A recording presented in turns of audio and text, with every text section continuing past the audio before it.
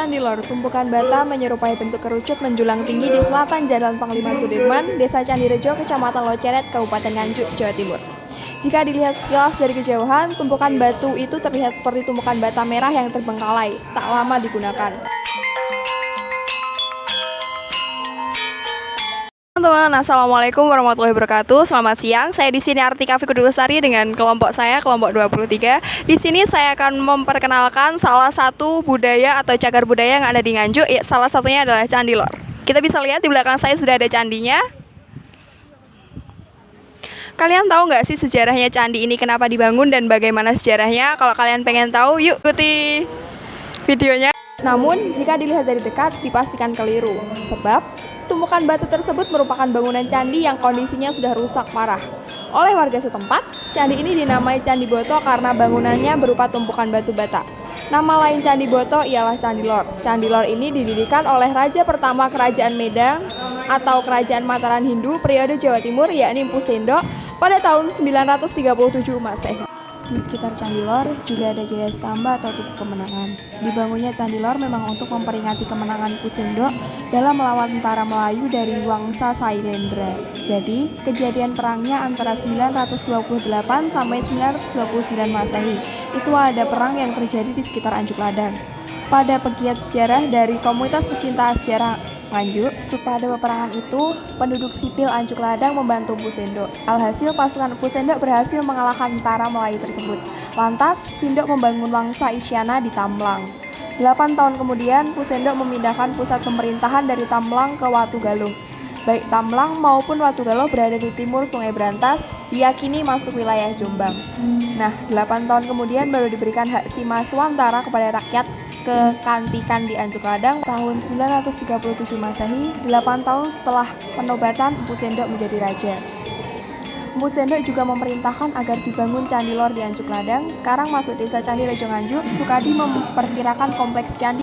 Oke, kita akan tanya-tanya seputar bagaimana sih sejarah candi ini dibangun. Oke, mari kita tanya.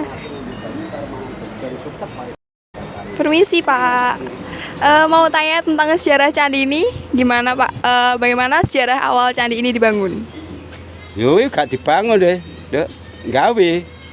Oh, terus tujuan candi ini dibuat tuh buat apa sih Pak? Yo, buat kenyataan. Kalau boleh tahu, sebelum adanya candi ini tuh ada kejadian apa yang bisa membuat candi ini ternyata dibuat gitu loh Pak? Ya, itu bumi, banyu. Banyu kuwi antaran lemah kuwi bumi iki nek gak diulet karo banyu gak iso gak dipoto. Iki ya sing ngeduk sumur. Ngono. Bareng sumur wis keduk, paen sumur gawe boto langsung. Dadi semiki. Akhir-akhire ning sing digaweki Sulaya nyidrani janji. Merkakno maune janjine kon gawekne boto 1000 boto 1000 brek pipi onone 1000 apa 10.000 wi akhirnya wis dadi blenjani janji. Nah jek rewa-rewa nang anding sumur iki kok siji cemplungne sumur dheke dipondong arti gawe genep dhek nyolot mlayu nyangkit di Candi Prambanan. Nah, akhirnya sesuai wi mau Bandung metu Sabdo. Nek ngono besok wong candi nek duwe anak edok nek gong nyandung langsung gong payu rabi. No. Iya, kabeh pakarti le, Nduk. Nduk kabeh pakarti nek wis kok sejarah iki. Iki gak bangun gawe ngono ya. Iya Pak. Kanggo tepo tulodo kaya aku antaran kowe sing iso nyejarahne ya iso nglakoni nyejarahke ning nek sing gak iso nglakoni ya mung arane tok iso ngomong. Ngaku merga pinter iso nulis. Nek sing gak iso nulis ngerti sembarang ning gak enek tulisan. Ngono. Iya Pak. Ngerti sejarah tapi ora enek dukungan merga ora enek tulisan. Nah, saiki iso ngomong, iso nguasai merga golek duit. Ngono lho. Ya, jadi gitu ya Pak ceritanya. Oke, terima kasih Pak atas informasinya. Untuk sudah ketersediaan waktunya untuk kita wawancarai. Semoga kedepannya bisa bermanfaat Pak. Amin. Candi yang dibangun luasnya mencapai 82 sampai 92 hektar. Jadi, dulu Empu Sendok memerintahkan untuk membangun candi, membangun prasasti di batu. Oke teman-teman, jadi tadi kita udah tanya-tanya sama bapaknya, juga kalian udah tahu kan sejarahnya dari Candi Lor ini. Jadi sekian video dari kami. Wassalamualaikum warahmatullahi wabarakatuh. Bila ada salah kata mohon dimaafkan. Bye bye.